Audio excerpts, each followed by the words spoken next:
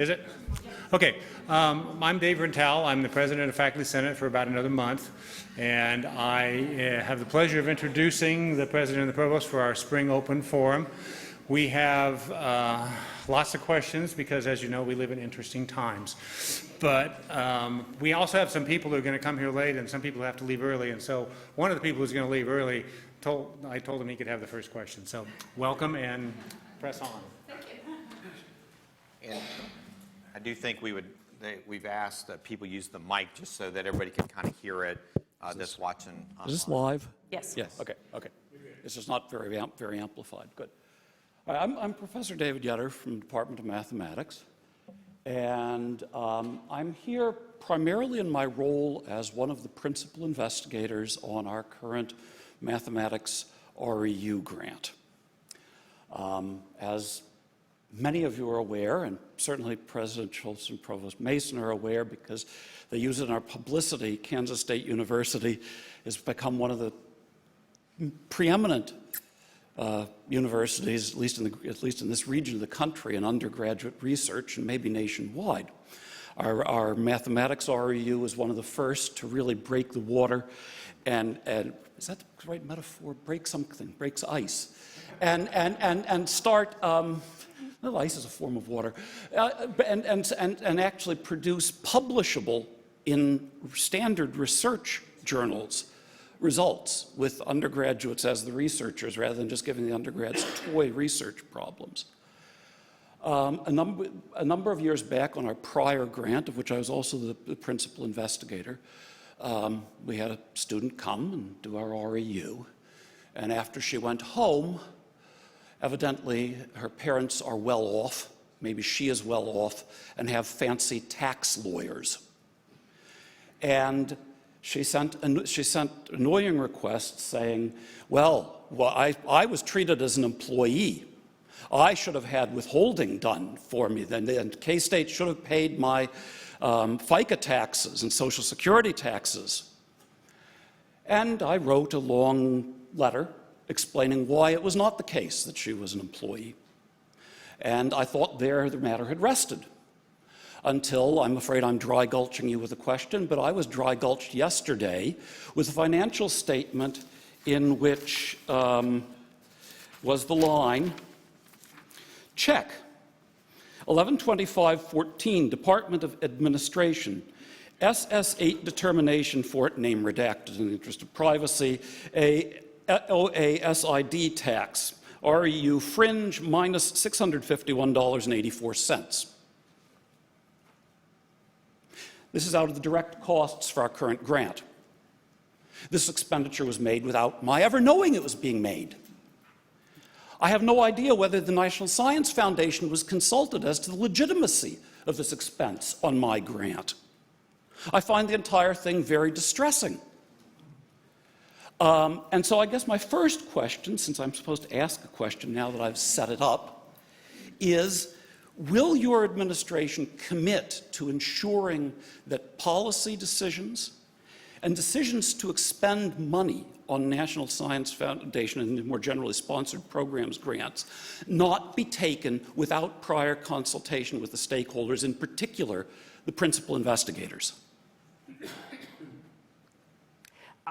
I will say unequivocally yes, we will. Oh, good. Well, then this won't happen again. I won't be dry gulched with people taking money out of my grant without my knowing it's being done. Dr. Yetter, let me Yes. express that I'm very aware of the REU situation. I was not, as you are aware, that we were going to be taking any money out of anyone's grant to pay FICA and Social Security or whatever else has been done.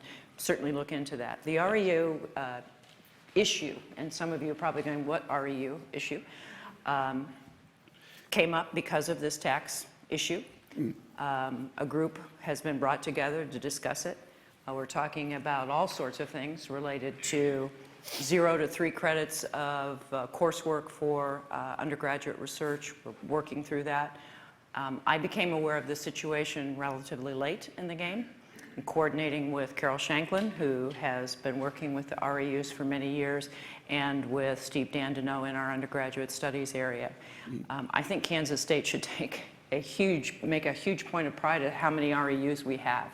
And in fact, that was the conversation I had with Steve Dandino just yesterday. This is something, a point of pride. We should be talking about this. That said, we have to be sure that the students are taken care of while they're here, that they're safe, and we're doing the same thing in each REU related to their work here, that they are not seen as employees, that they are seen as students having an incredibly good experience. So you have my personal commitment that I'll continue to work with those individuals. I had no idea that this tax burden issue was going to be taken care of in the manner it was. I had no idea that it happened. No one consulted with me about it. So we can assure you, not that it won't happen again, but under our watch, that's not supposed to happen. A subordinate question, since you are aware of the history of this, do you know whether the National Science Foundation was consulted about this use of NSF funds? Since I didn't even know it was happening, I think it's a companion that I don't because know if NSF was It strikes me that if they consulted. were not and did not approve it, this was a misuse of National Science Foundation funds, and I would like it to be corrected and the budget for my project restored so that I cannot be accused as principal investigator of misusing NSF money. I certainly didn't. Somebody did. To that end, could you provide me with the paperwork you're referring to, and we will take care of that. Absolutely. Here's our stand. Could you be any faster, please? Thank you. Thank you. It's an important issue, and I am sure that, be assured that we were not aware that this was happening, and it should not have happened. Thanks for bringing it up. It's an open mic. Hi, I'm Joe Sutliff-Sanders. I'm an associate professor of children's literature in the English department. So one of the things that we've been worried about across the campus, and we've been talking about it a lot in the English department, is problems with instructor salary. So I'm tenured faculty, but I'm talking here just about instructors, regularized especially.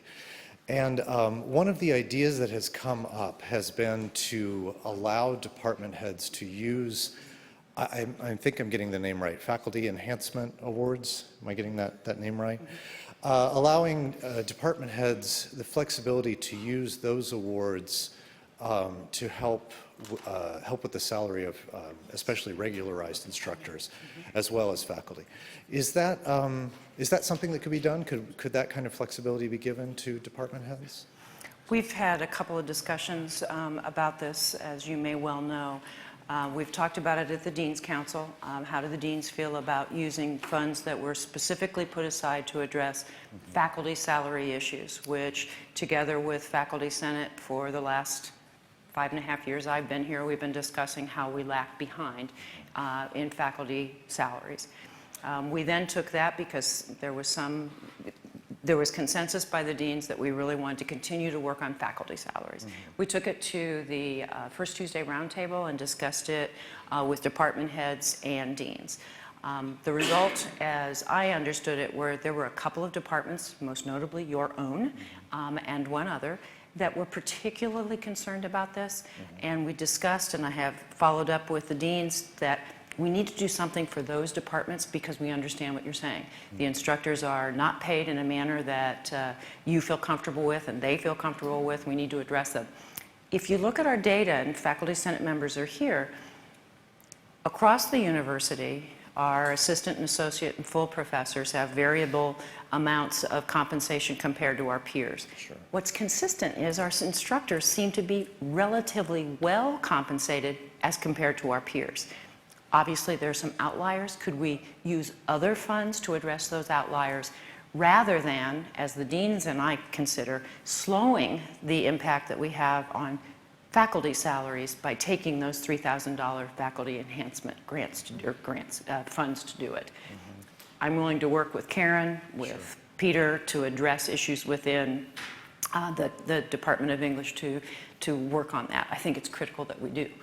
These are our freshmen, mostly students that are in these classes. We want them to have the best experience. We want those instructors to stay here and not turn over greatly. Okay. And when you're comparing these to peers, do you mean to other Big 12 schools, to other land-grant schools? How's Well, they're all land grant, to our K-State 2025 peer group. to those institutions. So those institutions, the Oklahoma State, Oregon State, Colorado State, North Carolina State, I could go on, but I'm going to miss somebody. But Right. you know, our peer, identified peers. Okay, so this is something that we'll keep thinking about, but what you're saying is that whatever the tool is, this is something that we want to address, is the instructor Absolutely, salaries. absolutely. Okay. There wasn't a widespread, 25 department heads leaped up and said, we need to do this. There were a couple, and I want to address those issues. I don't want to lose any steam on what we're being able to do, albeit slowly, on faculty salaries. All right, thank you. Good question.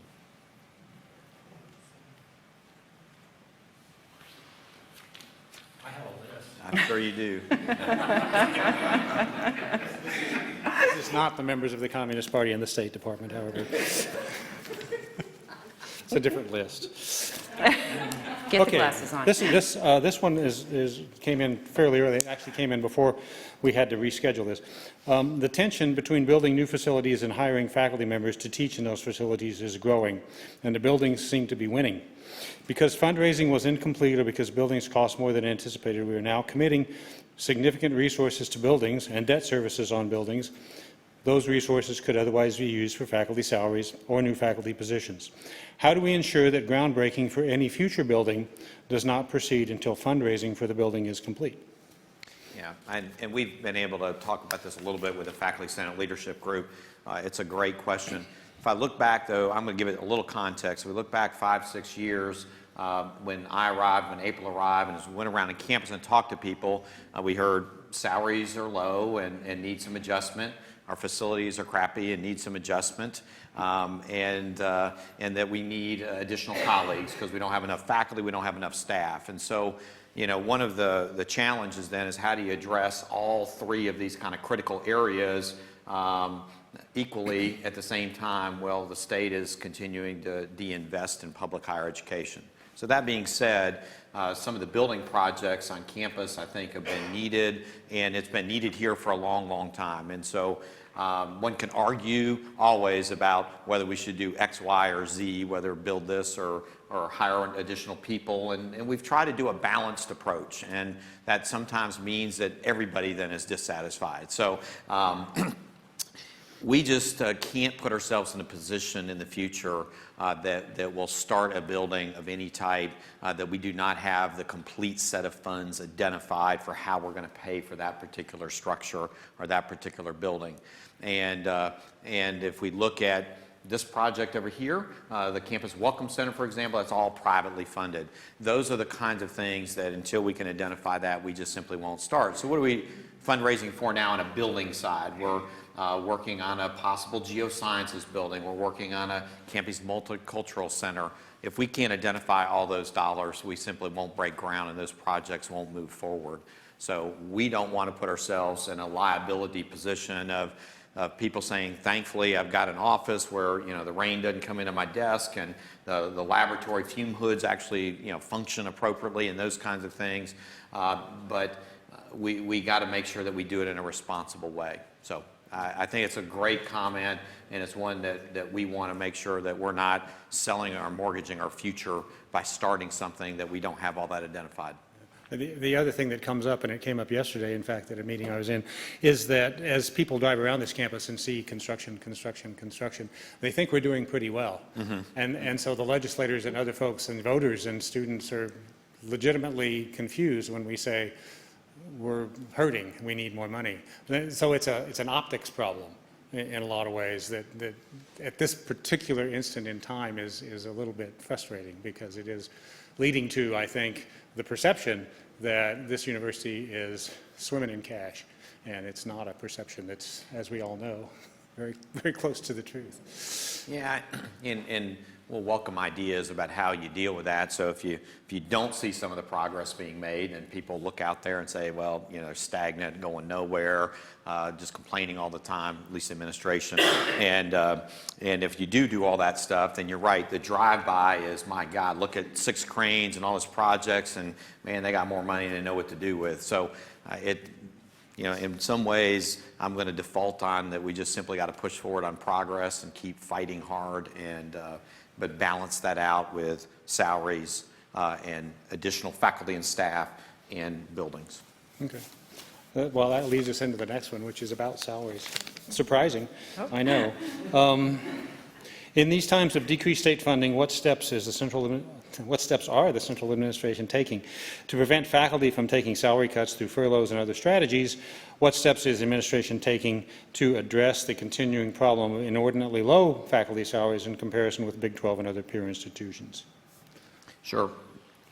We're not taking the $3,000 faculty enhancements and moving them to other people. It's weak, but that is something that we thought very clearly about, is that we want to continue making progress, and the President has a couple of things to share about that. But that does drive that decision, is when we compare our salaries to our peers. That doesn't mean that I don't think the instructor salaries absolutely need to be addressed. And you're talking about faculty and staff, or just faculty? You said faculty. Faculty and staff. I mean, Okay. I would assume, since the faculty senate does include faculty and staff. That's what I was assuming. So you know, salaries have been a continual struggle at Kansas State for many, many years, and predates our time, and we've tried to make some progress over the last several years. A couple things, though. If we look at our funding model here at K-State compared to when we got here 6 years ago, basically student tuition and fees now are our largest income stream coming in. Those lines kind of crossed about 3 years ago, so largely that's the case. The construction projects largely have a large private component to it. If you think about construction here, 6, 7 years ago, most buildings were built with state dollars unless it was an athletic facility. Now we've got, you know, everything from 100% private to some percentage private. So in a way, we have shifted in many ways to sort of a private style of institutional looking at things. Now, we don't want to give back the $150 million, at least today, that the state's planning on giving us. But at the same time, there's an acknowledgement in 2009, 2010 that was $185, $186 million. So that part continues to shrink. So the way we're going to have to fund salary increases, that's why all the, you know, the other stuff, is really through tuition dollars. I mean, I want the state of Kansas to say, here's 3% more in your base budget to use for salary issues. I mean, that would be awesome. But then, unfortunately, I always wake up, right, and find out that the reality isn't there. And the reason I state that is that I think that's the way we're going to have to look at what we do with future funding of salaries is going to have to be through tuition dollars and what we do with enrollment. And that's changed somewhat from where we were 5 years ago, 6 years ago, where I wasn't so sure enrollment growth was necessarily going to be needed for us to generate some of the dollars. So if we look at that, what have we been able to do? And the reason I wrote this down is to make sure I kind of had this right. Over the last 5 years, the good news is we've been able to do something every year. And there hasn't been a year with zero for quite a while. So in 12, we did a mid-year 2.5%, 13 a mid-year 1%, 14 a 2% merit pool, 15 a 2% merit pool. But we did other things, the $3,000 little grants, the backfill of promotion increments, and appropriately so, we bumped our promotion increments from assistant associate and associate to full to be more in line with market and where other places. If I add all those monies together, for example, in 14, that pool that we used just for faculty salaries was 4.4%. So that's putting all that stuff together. Last year, it was 4.2%. So I just want everybody to realize that we're trying to make progress and we're doing the best we can, but we're doing it with two hands behind our back without the state being willing to help us at all, as a matter of fact, getting in the way at times. So we're going to have to continue to fund salary enhancements through tuition dollars, and that's going to be our mode of operation going ahead. Now, let's just pretend that's a good idea, right? If you do that, you say, well, you also got buildings and we're under-resourced in terms of number of faculty and number of staff. So how are we going to do those? I think what we're seeing is some of our colleges and other units are putting in place fees that stay in that particular college and are being directly put in place or proposed to be put in place to hire additional faculty. So if I look at what our funding model may be going ahead, it may be private dollars for buildings, tuition dollars for increases in salary, and these individual funds that are by unit, if you will, by college unit, that are going to be around adding faculty and staff. And you say, well, Kirk, that funding model sucks. I don't like it. I like it that basically the central administration do all this stuff. I think the realism is we have to have some campus discussions on this, but this is, I think, what our budget model is going to look like at least for the next several years. I guess I don't have a problem with the funding model. I have a philosophical problem, and I've expressed this. April's heard me say it before. As we enhance resources in individual college silos without paying attention to the whole university will suffer. It will suffer both morale-wise, and it will suffer because if we look at some of the tuition fee proposals that are on the board right now, there's a lot of salary raise money in those proposals that will go only to particular colleges. And the library, for example, doesn't seem to have the funding it needs.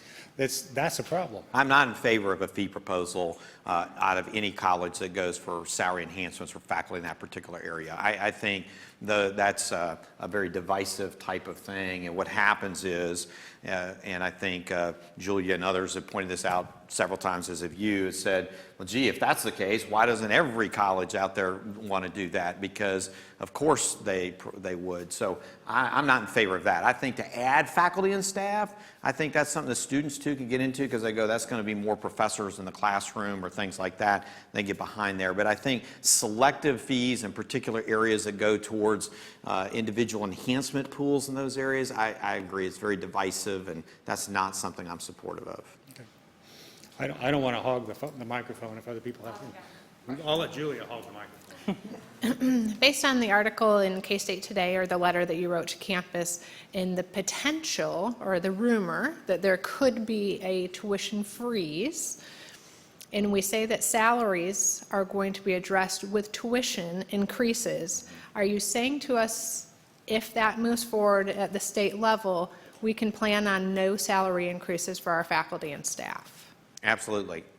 If there is a tuition freeze, what that means for the next 2 years is we have no new income of any kind coming into the campus. There won't be a lot of hiring. There won't be a lot of building. There won't be a lot of raises. I mean, that's a disaster for Kansas State. And let me provide some context. Last year alone, our tuition increase amounted to approximately $11 million. Okay, so if you just said we're going to do that for 2 years in a row, a tuition freeze probably costs us $20 to $25 million at K-State. So one of the things that I talked to a lot of the regents, we talked to a lot of our folks yesterday in the legislature saying this may sound good, but it's really a disaster for us, and it's a disaster for several other regent schools. So there's some real unity behind the scenes on this particular issue. This came out of nowhere. I mean, they had not even talked about it as a proposal before, like you all, Sue sending me a text, you won't believe what just kind of came up, and then it was in the newspaper as an agreement. We did not agree to it. We found out about it about the same time you all did. So I want to emphasize, it's not just salaries. I mean, that's an immediate thing, but it crushes an awful lot of what we're trying to do as an institution, scholarships, all those kinds of things. I mean, it's to be the largest cut that we had taken since the recession by a long shot. So, Julia, you and Dave both serve on the Budget Advisory Committee, as Reagan is here, and Cindy. We have a situation that we're building our budget assuming a 5% tuition increase. That's about $8.4 million that we have put into the budget as an assumption. And working with the Tuition and Fees Strategies Committee, we've talked about, the students are deliberating and thinking about could we go even a little bit further to help the university. taking out any increase whatsoever, you know yourself from looking at the budget pages, increases the deficit in our current budget. So how could we be thinking of raises when, as the President pointed out, we're talking about 4.2% in the last couple of years? There just aren't the dollars there.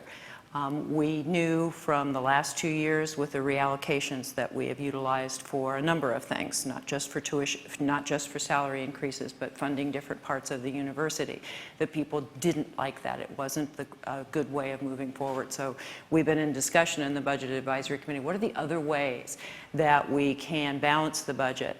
And we had proposed some things. It just accentuates what we have begun to propose and puts the need for those kinds of activities, just escalates considerably. And try to think about what we've put in there for the raises. There just isn't the money when tuition is capped.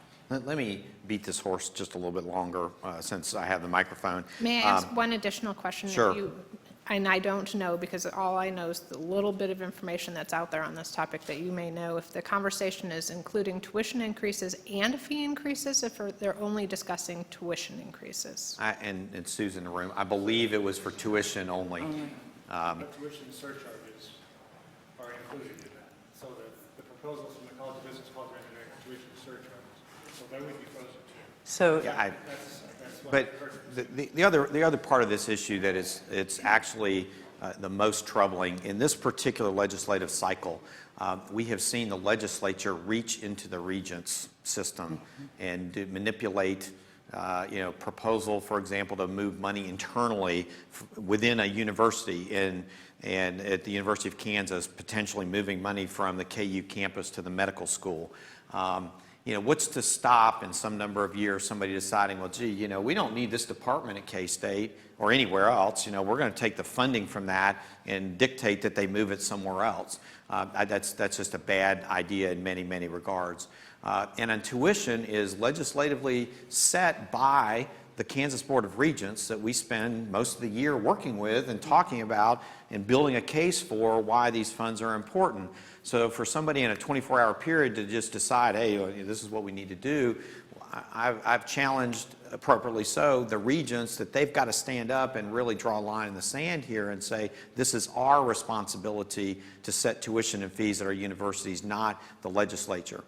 Now, the state of Iowa, and I'll stop after this because we have other questions, but the state of Iowa a couple years ago did a really cool deal where they got together with the legislature and they said, we'll freeze tuition and fees, but you're going to have to increase our base budget by this percentage. And you kind of work on that. And if the legislature is interested in that, man, that would be awesome for us because we could increase our base budget. We could do some things with salaries. we could hold tuition down. We had a lot of things that we could do. So if that's a goal, I'm all for it, but we got to work on them on how we would actually do that in a way that doesn't crush us and could actually be a huge positive for both the legislature and the university system to do that. So I'll stop. You get me excited now. Yeah, I've not thought about this at all in the last 24 hours. Yeah, we have had about 24 hours to be, unfortunately. Can you use the budget? Can you use it? But people are. It's being recorded. Shorts weather, absolutely.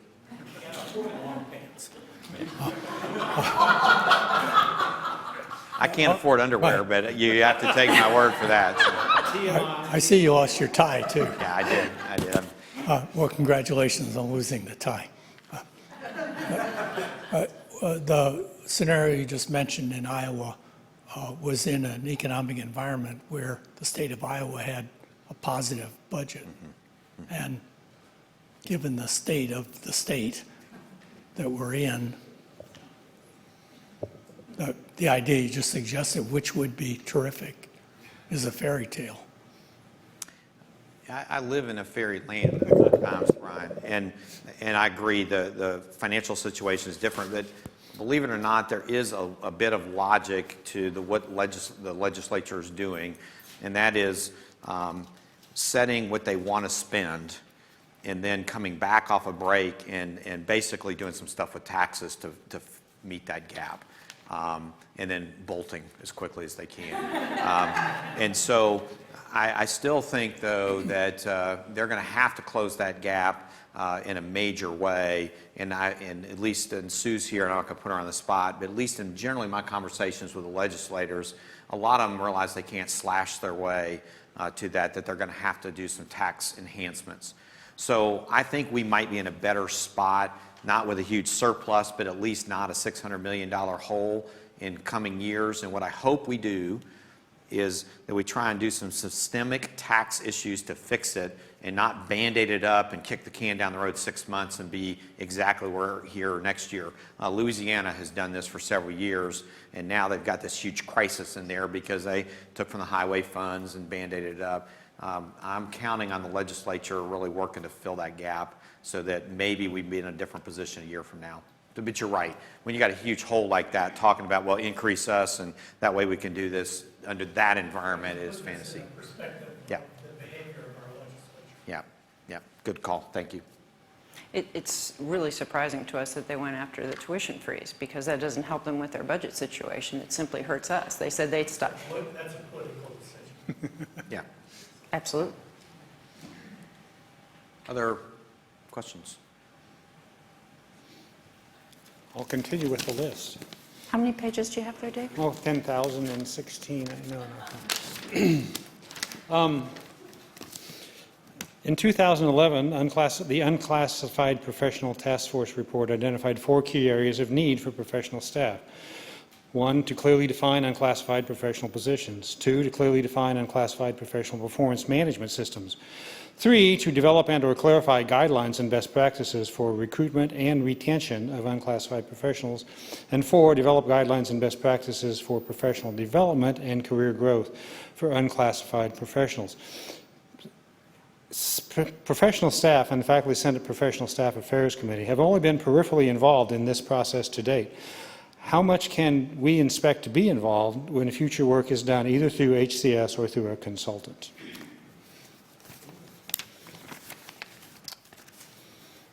The answer is I really don't know, but there's no reason that we shouldn't have our folks involved with this as much as they would like to be. And I'll be frank, we put this off. Talking about kicking the can down the road, we've done that for 3 years because we were going to hire a vice president of human capital, and we had to allow Cheryl to get here. And I think there's a fair expectation that we've kicked the can down the road enough, and we actually need to act on some of those things. And I do think they're starting to do that. And what I want to do is make sure that there's a sense of working together on these particular issues. But at the same time, one of the things that Cheryl Johnson has helped me realize is that sometimes that expediency, which sounds so great, just creates a multitude of problems down the road. And so I think what we need to do is make sure that we're working together, and we want to commit to that. So I know you've got several folks on the Faculty Senate Leadership Group, and we want to work together, but I want to do it in a sustainable way that makes a lot of sense and not, well, gee, we got a quick fix. And I think we are using some consultants, mostly because they're the same consultants that KU and Wichita State and others use to help with this. And so we think it'll be a little bit less, and there'll be some consistency between institutions in the state. And so I do think we're moving on that. The other constraint we have is the one we've got on salaries and everything else is this stuff all costs money. And we've really chosen to try and invest in some salary money back instead of taking a whole bunch of that money and hiring consultants and doing all those things. So I think we're trying to balance out how we do that, how we prioritize what costs money that is not directly into a paycheck. And Cheryl has helped us set some things up. We're going to work towards that direction. So stay tuned. I think part of the frustration, go ahead. I was just going to add that the Professional Staff Affairs Committee has entertained Cheryl Johnson in a couple of their meetings. I can't say how many, but I know there's open communication. And the recent Kaizen activity had faculty, unclassified staff, and USS staff to look at not only the hiring process, but the onboarding process, and beginning to look at the other issues that were brought up in that report.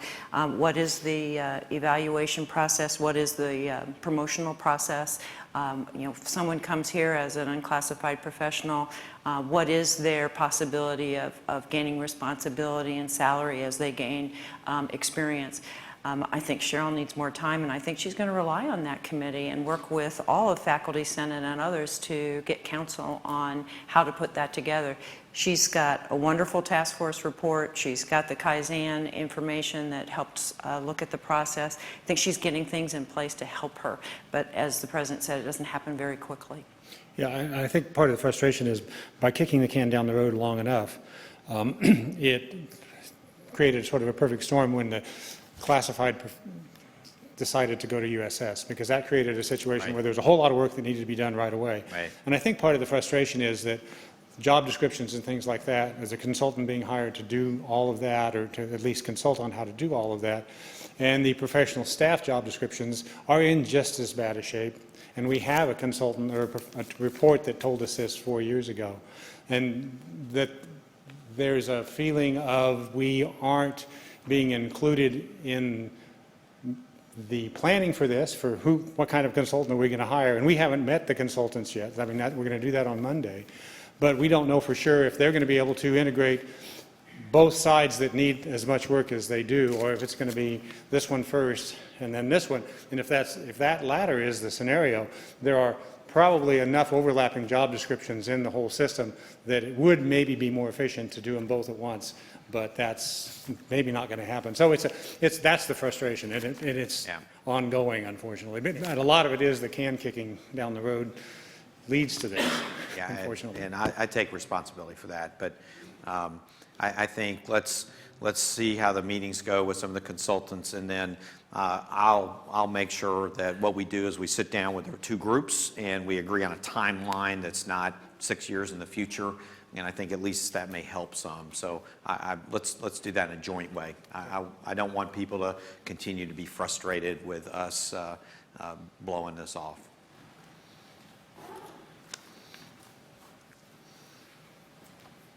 Hi, I'm Anna Goins. I'm one of the regularized instructors from the English department. So it's nice to meet you, and it's nice to hear about your commitment and awareness of our issue there.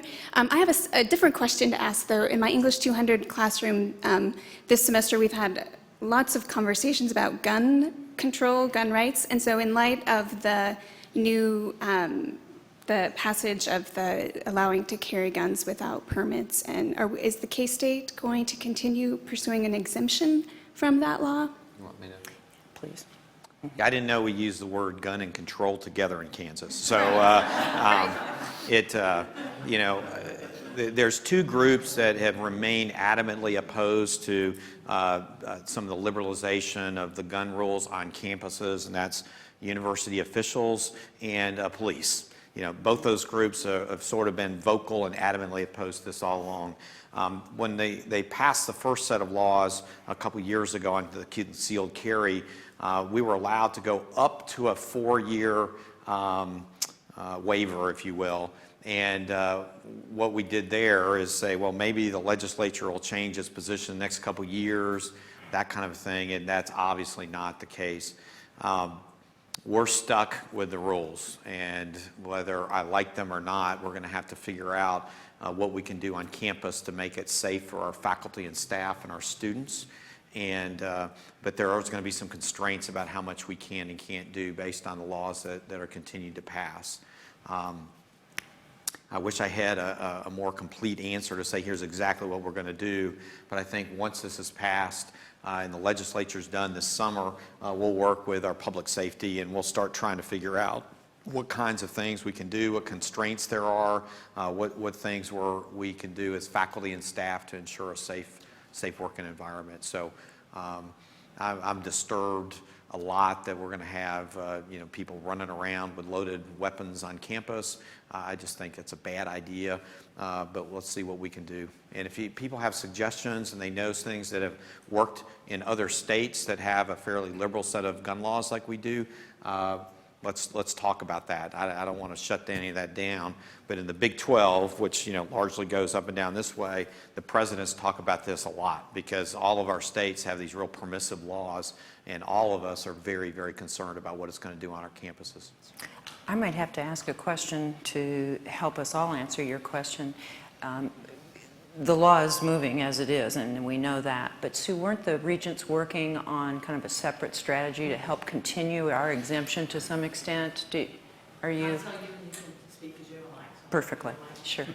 Two things, the exemption remains in the bill that passed and was signed together yesterday, and the regents are looking at using their constitutional authority to write some kind of policy that would be different from state. So I'll answer your question from what Sue said with a little bit of an addition. I think the regents had a pretty concerted conversation. They could go after the legislation, which they didn't think was going to work, or they could do exactly what Sue's talking about, is try to institute the exemption. I'm still hanging here hoping that that is the way we can progress, so that even if the law goes into effect, the regents are working on this issue of it continuing to exempt the K-Board institutions. That's where I'm putting my hope. Thank you. Thank you. Don't forget. We couldn't go. We just like to look at your legs. Exercise. Isn't it interesting that if we have technology in the classroom, we can forbid bringing in food and drink, but we can't prevent guns? I didn't know we had that technology. Where's that, McCain? Wherever you have a computer-driven classroom. Aha. There's the aha. Maybe you haven't been in. Not recently, evidently. There is a bit of irony. Yeah. Yeah, you There can't is have a a Diet great Coke, irony. but you can have an AK-47. Yeah, it's. I say that in jest, but I want to reassure. I'm very serious about this. It's a deep concern. We've got to have safe environments for our faculty, for our staff, and for our fellow students on campuses. And you know, at a lot of institutions like ours, you've got young men and women that have grown up hunting and know firearms, but you also have a lot of people that don't and think it's like a video game. And we just last thing we want is armed conflicts on campus between, you know, upset parties. I mean, that's absolutely the worst thing for education and for our environment. So we're going to continue to fight it as much as we can. But as you all know, we have a very permissive legislative agenda on gun control in the state, and that's going to continue to be there unless there's a fruit basket turnover, and I just don't see that happening anytime soon. So. Yeah, it's interesting. In my first year as provost, one of the programs in our college has to do has guns in it and they came and talked to me, and I said, I think we need to get legal counsel and our police department in on this conversation. I wasn't going to be the provost that was allowing guns on campus. And we have very specialized access to the guns. They're locked up. They're only out during the class period but you know, Ronnie Grice was involved in this. Our legal counsel was involved in this. I was involved in this. And I think about what we did for a discipline-based academic program versus what's going on in the legislature right now. Just kind of amazing. Another irony.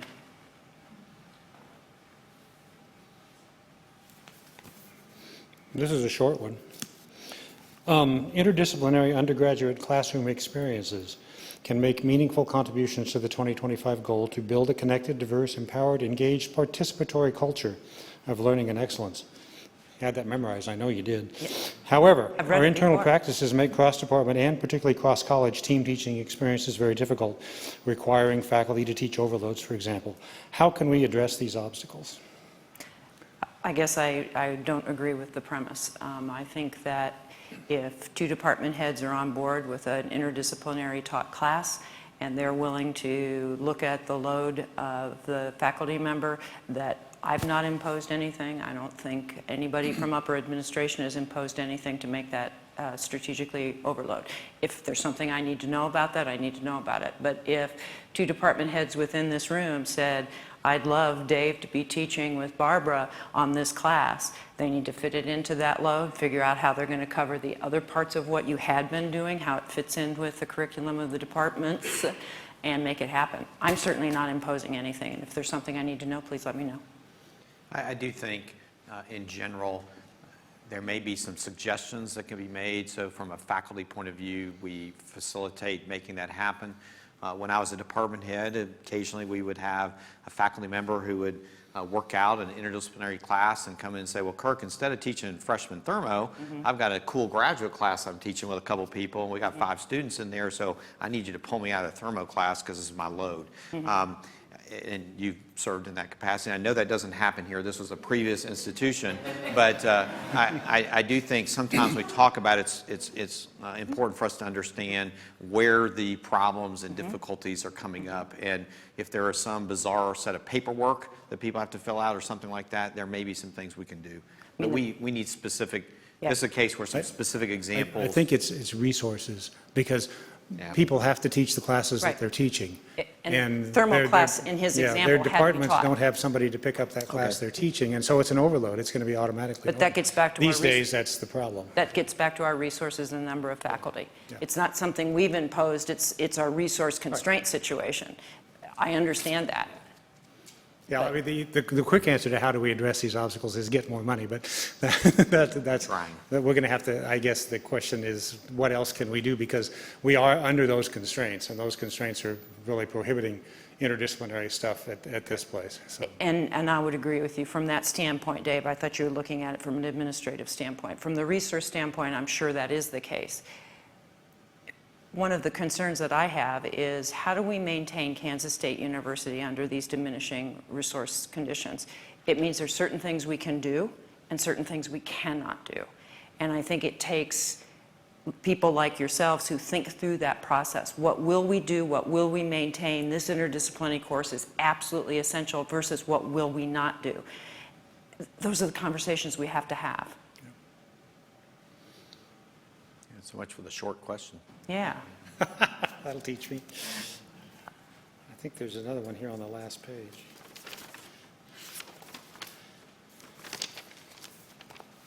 Oh, the University Climate Survey that was administered to campus provided valuable general information regarding the campus climate for personal identity issues, which is especially useful given the current political antagonisms toward minorities of all kinds. However, the survey marginalized many of the workplace concerns that do not pertain to identity issues. The resolution approved by Faculty Senate in 2013 endorsed a proposal emerging from the Faculty Salaries and Fringe Benefits Committee. Why was the survey designed to marginalize workplace issues such as compensation fairness, access to research and teaching facilities, professional development funds, participation in decision-making that affects the workplace unit, and the like? The webpage indicates that periodic climate surveys will be implemented. Will future surveys collect the same data for longitudinal comparison, or can we expect a different survey to meet some of the objectives called for by Faculty Senate? So I hear 2 questions, and I'll start since my office has funded this effort. And we have a task force that's jointly chaired by a member of my staff and a former president of Faculty Senate. People were chosen for the climate survey committee from Faculty Senate and from the faculty at large, faculty and administrators at large. The committee was tasked, they were charged by 3 individuals, Julia Keene, myself, and Jan Taggart, who was sitting as the president of the then classified staff, now USS. We brought in students after the task force started. I did not participate in the task force, never went to the task force. There are people on this campus that know the results of the climate survey. I'm not the one of them. We're getting ready at the end of the month to have our consultant come and present to us. Why was it kept out? The committee didn't put it in. I can't tell you. You'd have to ask the committee. The committee was charged with doing the climate survey. They were charged by Faculty Senate, myself, and USS. What they chose to do, what they chose to put in, was a determination of that task force. And so the question in my mind is best given to them. That said, your second question is, could we, because you're absolutely right, we want to do these on a periodic basis so that we can learn, are we making any changes on particular issues? If we need to improve, are we improving? And I'm very committed to that. If there are changes that need to be made, lessons learned from the first survey, let's learn them. Let's make the changes. But I'm not going to take responsibility for the survey itself. That was developed by a task force jointly charged by those 3 groups. You know, when I took it, sat down myself, I wasn't sure exactly what to expect, you know, on the questions. And I think there's a few of those issues that I probably expected to see on there more, but I didn't know. I've never been at a university that did a comprehensive climate survey, and so the learning experience for me. I think now what I want to do is moving ahead is certainly some parts of it got to be longitudinal so we can compare and say have we made any difference. But there's clearly some things along the resource issues and that weren't there that I think we would like to know about and also be able to get some longitudinal information. So my hope is that after we see the results, and I have no idea what they're going to show, after we see those particular results, I want to make sure that maybe if we do 1-2 years out, that we say, okay, these were some things that a lot of people expected to see. They weren't in there. Let's make sure they design them in there so that we don't get through it again. Because I don't want to spend the time and effort. A lot of people spend a lot of time and effort on this and get to the end and everybody goes, well, hell, this didn't really help us. This didn't get us where we needed to go. So I want to do something that people say, okay, maybe I don't like the end result, but at least we're measuring the things that we need to. So bottom line, we just got to make sure that the next time we do it, which won't be 10 years from now, that we include some of these things. They need to be there. We need the information, and we need it from a broad cross-section of campus. Yeah. Hi. My name is John Parton. I'm with the Collegian. I was just wondering, earlier this year, K-State made headlines when it was revealed that the state budget director, Sean Sullivan, got a hold of certain lobbyists before budget details were made to lawmakers, including our own Clint Glasscock from KSU-IC. We asked for email information, and what was received were 11 pages of redacted documents. Can you explain why there was such a lack of transparency with this incident? Yeah, so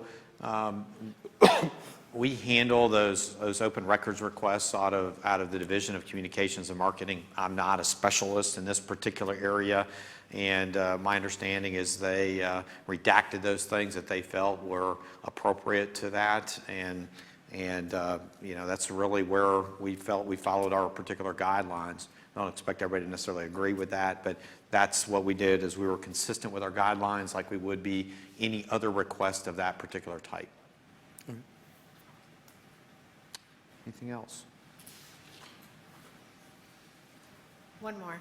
Sure. You know the topic, it's going to be salaries again. So in the perfect world, if we do have more dollars coming into the institution, whether it be from the state or from tuition increases, we had a 3-year plan to address salaries. We're in year 2, and so I would think at some point we need to start thinking about what the next plan might look like.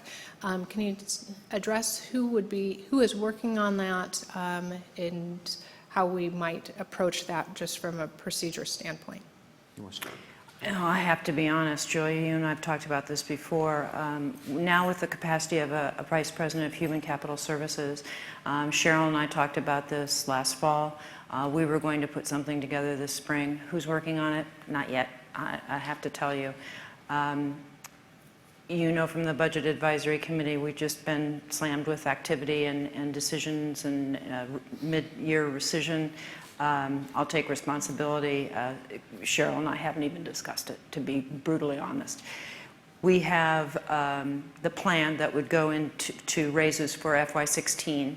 So what we would be talking about is something that we would need to have in place in advance of July of, help me, 16 to go into fiscal 17. So we still have some time, but that does not let me off the hook.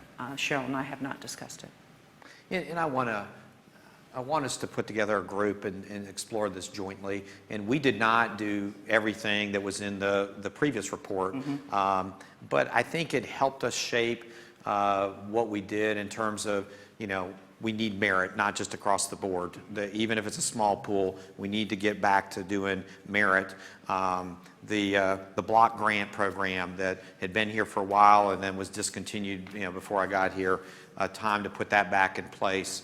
The promotion increments. And the promotion increments need to be larger, and also the backfilling of just because somebody happened to get promoted in a poor year, you know, that we went back and tried to correct those for all the people who got promoted over the last period. So I do think there were a lot of those things that, as opposed to just dumping money into a big pool, kind of helped us parse out some things. And I think we have to go back and kind of look at all of those. We'll never have as much money as everybody would like, including us, to put towards salaries, but do we keep those same buckets, or are some of the buckets not needed as much anymore? And we say, look, for the next few years, it needs to be all on merit.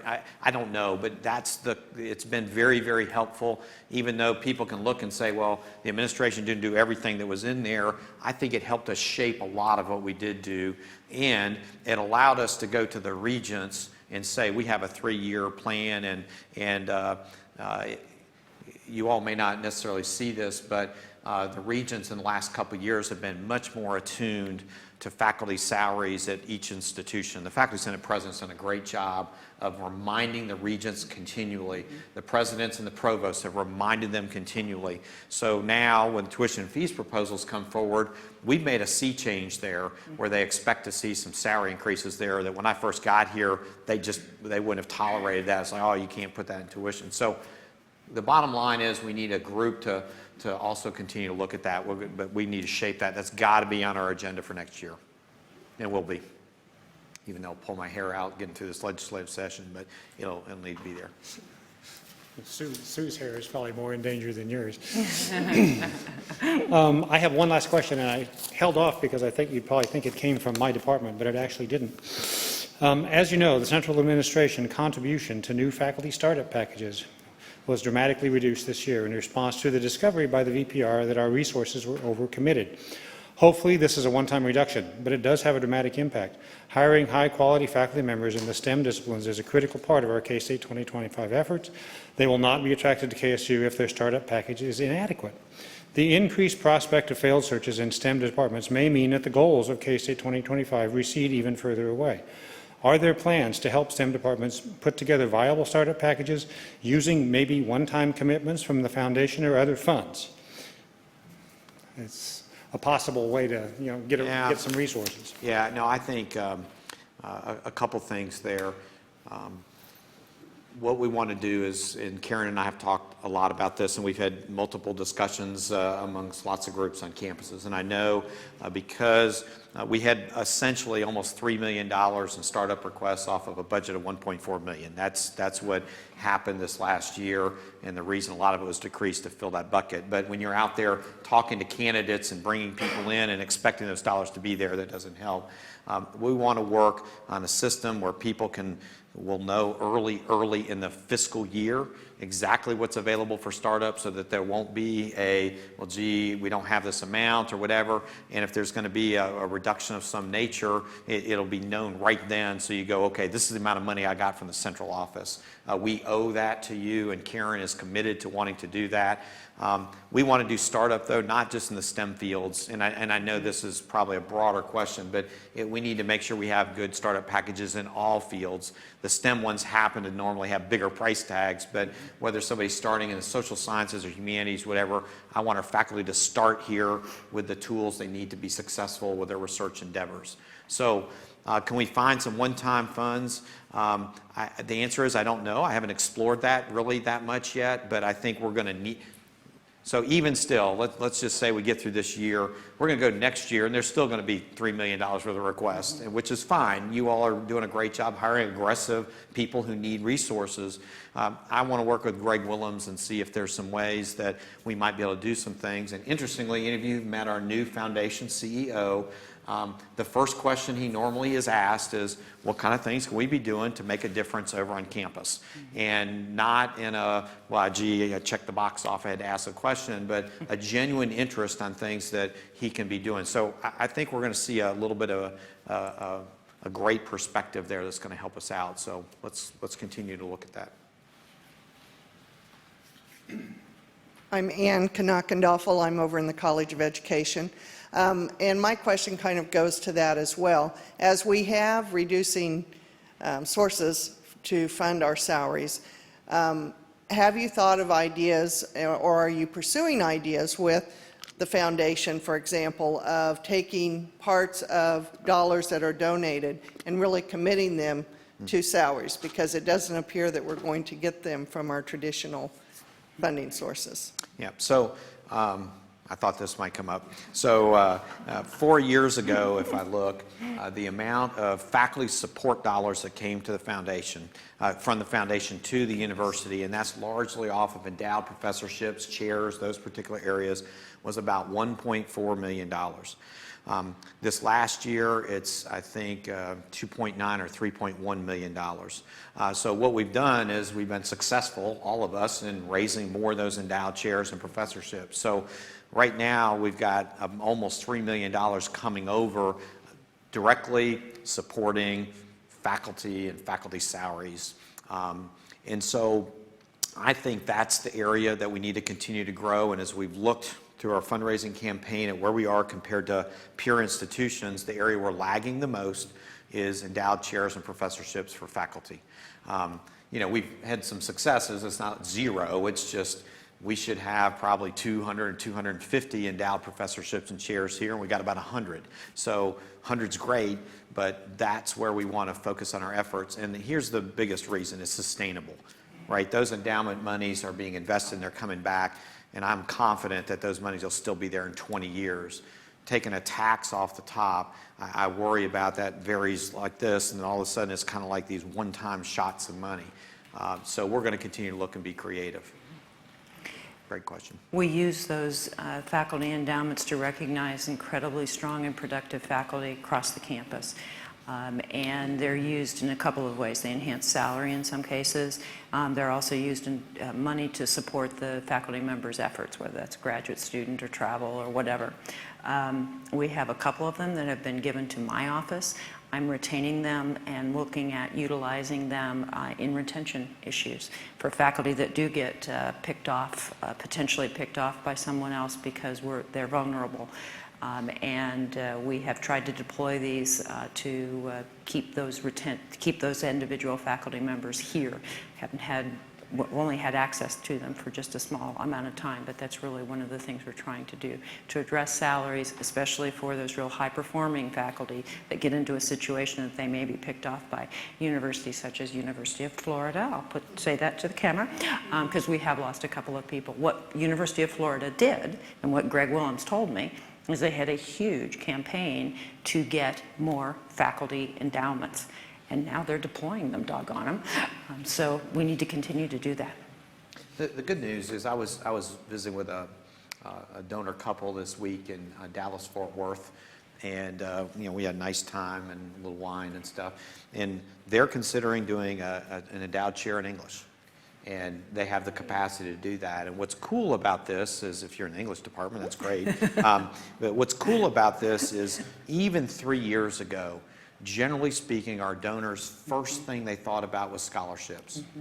And I'm not saying scholarships aren't important, because they are, but that was the first thing. Mm-hmm. Now we find that they're asking questions about, we know state support's getting small, what kinds of things can we be doing to help? How can we help retain faculty? And so that's changed the conversations dramatically in the last 3 years. And that's, you know, one of the things you ought to expect from your senior administration and deans, is that we're focusing conversations around sustainable dollars to support the work that you all are doing. So I'm going to just wrap it up. I think we're about done. I think we're done, and we're a little after the hour. So thank you, and come again. Well, let me express my appreciation to you all coming out on a nice Friday afternoon, listening to a couple of administrators talk at you.